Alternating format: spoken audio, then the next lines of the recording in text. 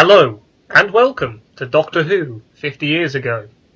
This week, The Power of the Daleks Episode 1 by David Whitaker. Here it is. I am Ben. I am Luke. And I'm Nick. And here we go into the news. Before we do the news, it is The Power of the Daleks Episode 1 by David Whitaker and Dennis Spooner. He wrote the first quarter, which happens in the TARDIS. Of course, he basically wrote, "Hi, here's a new Doctor." But firstly, the news.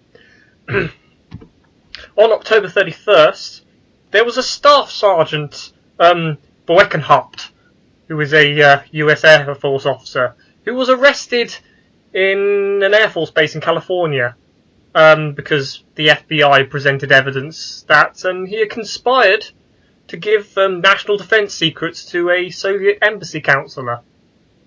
And he would be convicted of espionage and sentenced to 30 years in federal prison. Staff Sergeant isn't that high up. It's interesting that he had access to state secrets. And that he was easily able to connect with a Soviet embassy counselor. Exactly. It shows how widespread the espionage culture really was. At the time. Moving on November the 2nd, Israel moved a step closer to developing its own nuclear bomb when its armaments agency, Rafael, an acronym, achieved a successful test implosion of a nuclear device. So, a test of a special import that I think was down to Russia's aid. Citation needed. Meanwhile, remember weeks ago when Kim Il-sung called for a positive struggle against US imperialism? Well, 6 American soldiers and 1 South Korean were killed in a grenade attack by the North Korean army, which penetrated the parallel. And finally, in Cairo, Syria's Prime Minister signs a mutual defence pact with Egypt, committing each nation to committing to the other's aid in the event of a war with Israel, on November the 4th. Everything's heating up in the Middle East then. Yes. I tried looking for the next conflict, which I believe is the 6-Day War, only it's not going to be coming during this season of Doctor Who. So that's eventually what happens. June 5th and 10th, 1967. So from now until the end of our period, there is a mass tension between 5 Middle Eastern states over something or another. My apologies for being ignorant. And that was the news. Now we get into a groundbreaking episode, Power of the Daleks Episode 1. This is amazing. It is very, very good. Yeah, I think this is the best individual episode I've seen so far on this. It comes at it from 2 fronts. The actual plot on the colony of Vulcan and the setup of the new Doctor. I will say that post-regeneration scene was infinitely better than I thought it could ever have been. I didn't think it would be that good. It's better than most post-regeneration scenes, and they didn't even know what they were doing. It's incredible. It's quite lengthy in the sense that it literally gives Patrick Troughton time to charm the audience. With a recorder, with a book, with some metal. It works really well. With a tap dance, anything. Yeah, no, I do like that it immediately establishes he's completely different Doctor. He's not the same character now. But then I do like the bit with the mirror. That's really weird, where he looks into it and it's William Hartnell still, but then it changes to Troughton. I like that. There's also this sense of air and mystery of calling the Doctor in the third person because he's not that man anymore. Yeah. That, and also again, it still has so many callbacks to the Hartnell era in it as well. Like, he's got the sword from the Crusade. The ring drops off his finger. I think he's even still wearing the big overcoat thing, isn't he? He takes that off. Yeah. I can't remember exactly right now, but there were a few other things as well. Just little callbacks to Hartnell. The opening scene is that it establishes that this is a new thing, as opposed to a lot of times in the 60s, the Mind Robber especially, it would just be, well, this week the Doctor looks different. This week the Doctor was had a power cast on him by the Celestial Toymaker, so he's invisible now. That's just how it would work sometimes. So you need that first whole quarter to really establish this is how it's going to be from now on. And I think that's a brilliant thing. Yeah, and the little surviving clips that we do see look really good. So if only we could actually see the original footage. Well lit. Who directed this? Christopher Barry. Oh, good. Lovely Barry. They had safe hands then. Yeah. I think he'd also previously worked with Troughton in something before, so Troughton was able to get a feel for the part, and he was in safe hands too. Yeah. Ben takes on the role of the Doctor in the sense that he is the one pushing to find things out, whereas Polly is very... she's always asking the questions. She's trying to figure the things out. Ben's trying to answer the questions. It shows that the Doctor-companion dynamic of the time was very reliant on the gender divide, in a sense. Yes, Polly is very submissive, really, whereas Ben is very belligerent. Yeah. I see that. We've sort of gone over the first scene.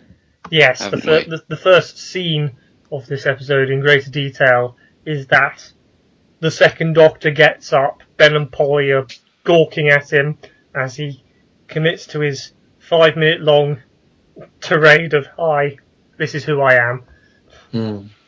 Recorder playing, tap dancing. Funny little chap. Polly is accepting, Ben isn't. And so this happens and they land on the planet of Vulcan. And the story starts.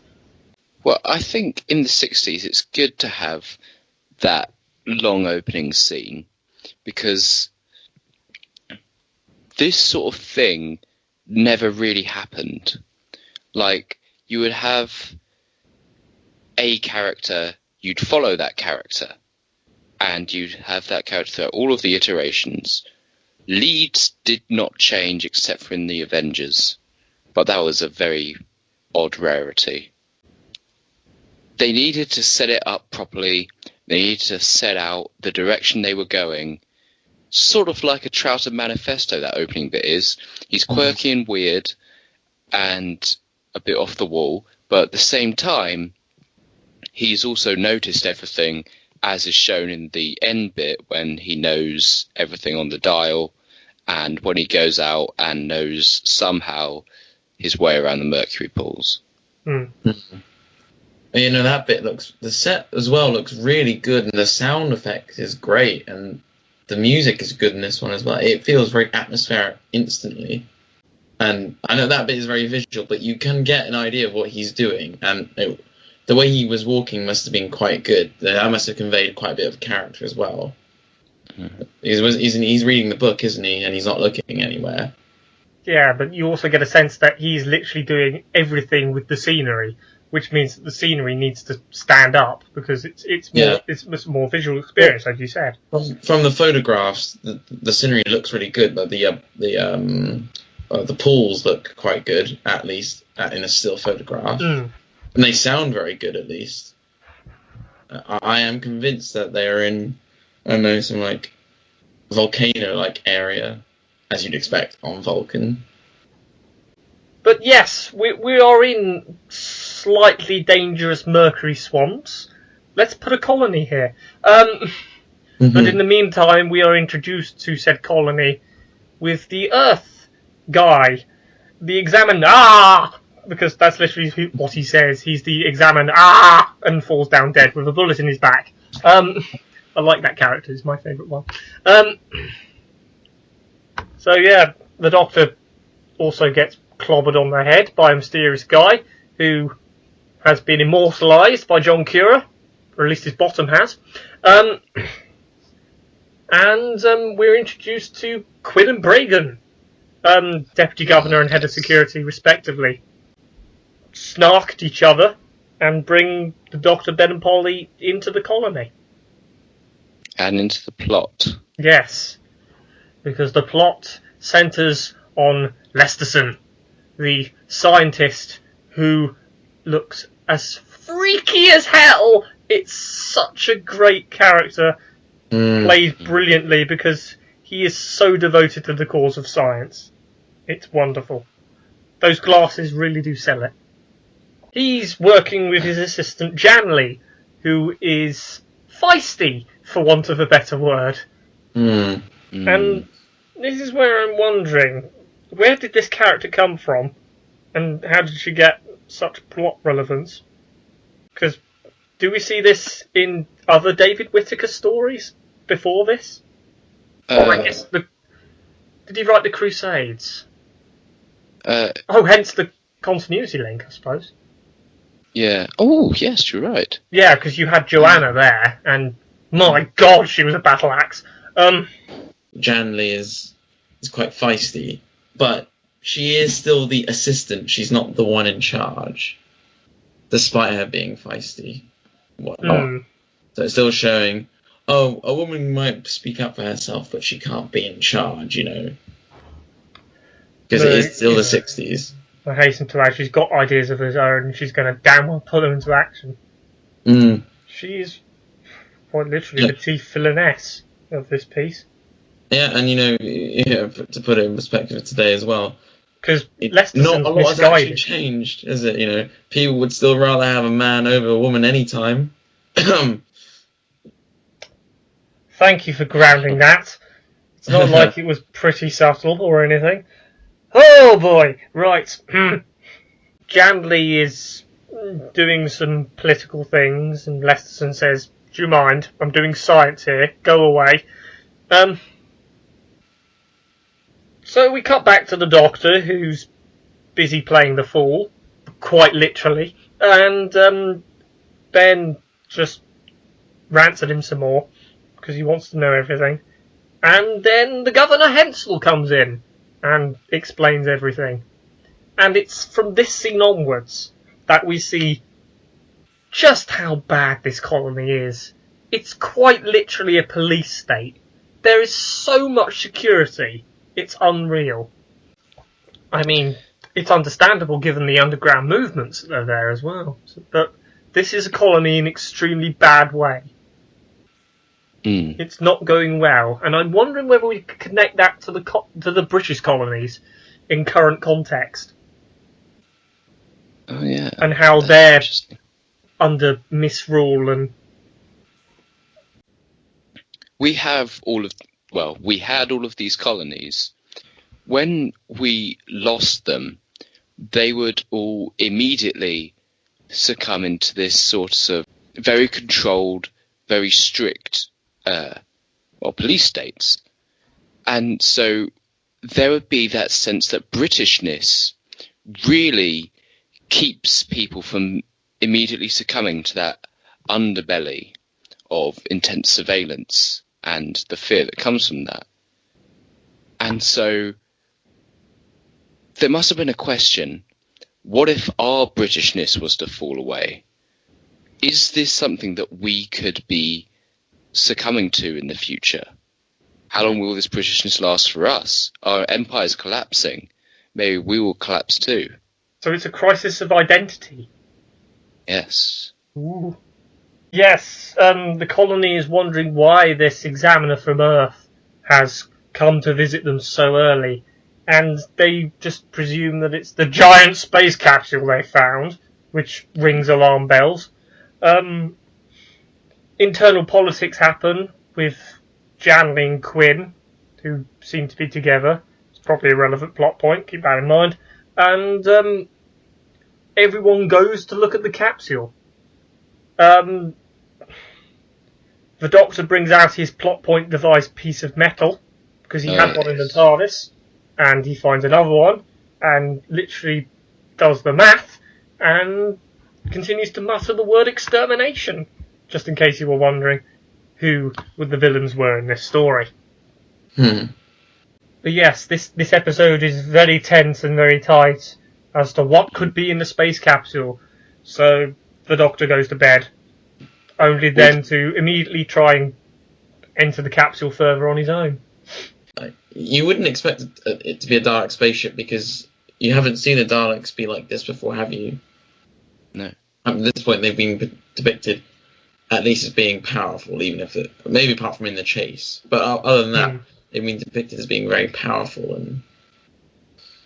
But here they active. Not the idea of a crashed Dalek spaceship is quite interesting, and you wouldn't necessarily anticipate that if you didn't know it's called Power of the Daleks. Yeah.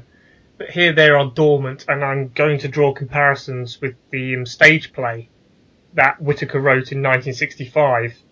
Curse of the Daleks! Following the crash landing of an Earth spacecraft on Skaro, so it's literally turning it the other way around. So, yeah, he's just refining his original plans and making them better. He's kind of like a proto-Moffat there. Although the other way around there as well.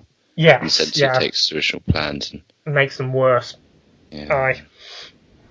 So, night falls and the Doctor wants to discover his fear. His worst fears, confirm them. And so the tension ramps up as Ben and Polly follow behind him and try to be subtle, but fail immediately. And all three of them discover a secret compartment with some Daleks in it. Dum dum dum. And apparently spiders.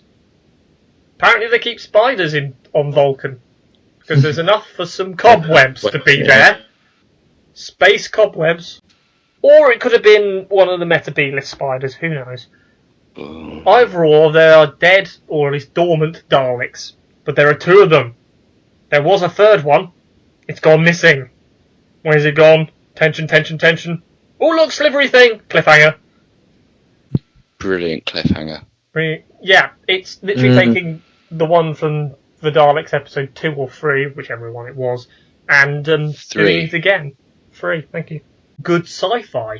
When it jumps up above the realm of Doctor Who. Is it taking its ideals from Quatermass and Pitt, then? In that there is literally this alien creature which is in this capsule or pit or whatever it is, and it's coming to plague humanity or the good guys. That's such a general sci-fi premise. So in the end, it's all down to execution, then. Well, yeah, definitely. And boy, it's top notch. Oh yeah. Oh, I don't think we could find any faults with it. Can you? Of course not. No. Okay, it's that good. Blimey. Yeah. This is by far the best episode that we've seen so far this season, I think. Yeah, I have a horrible feeling that the next 5 weeks are going to be very easy. Yeah, no, I'm so happy. And then we have the not so good 4 weeks after that. The thing is about this episode is it's so timeless. It's so brilliant and so simple in its brilliance that we've literally breezed through it. Yeah. Patrick Troughton's original plan for the Second Doctor. Oh, yes, because we definitely know that. Blimey.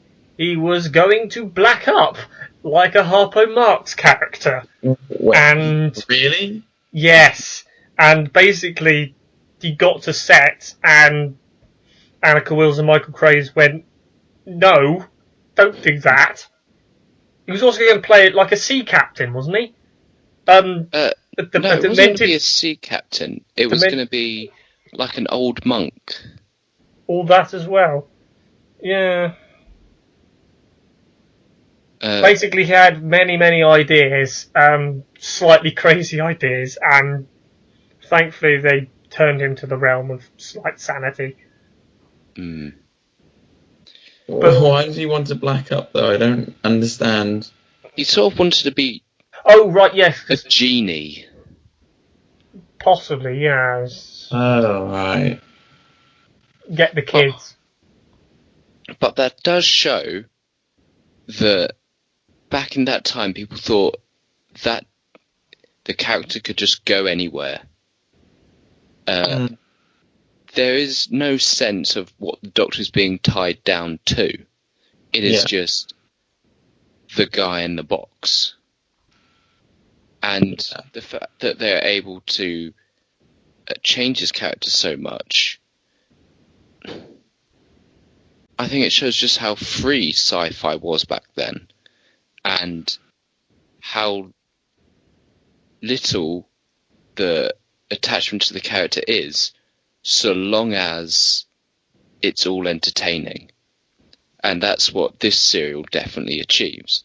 It is a good, solid piece of tense entertainment. Smugglers, which is incredibly dull.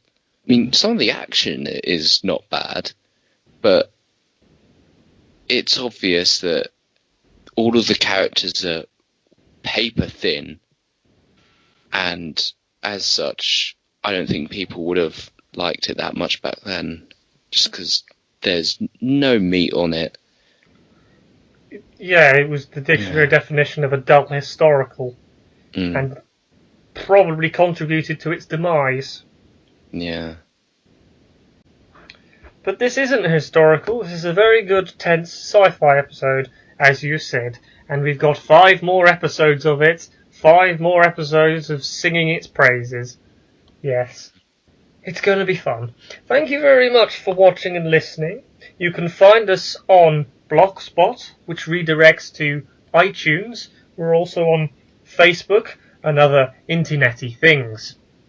Thank you for listening to Doctor Who 50 years ago. I have been Ben. I have been Luke. And I've been Nick. Thank you, and goodbye.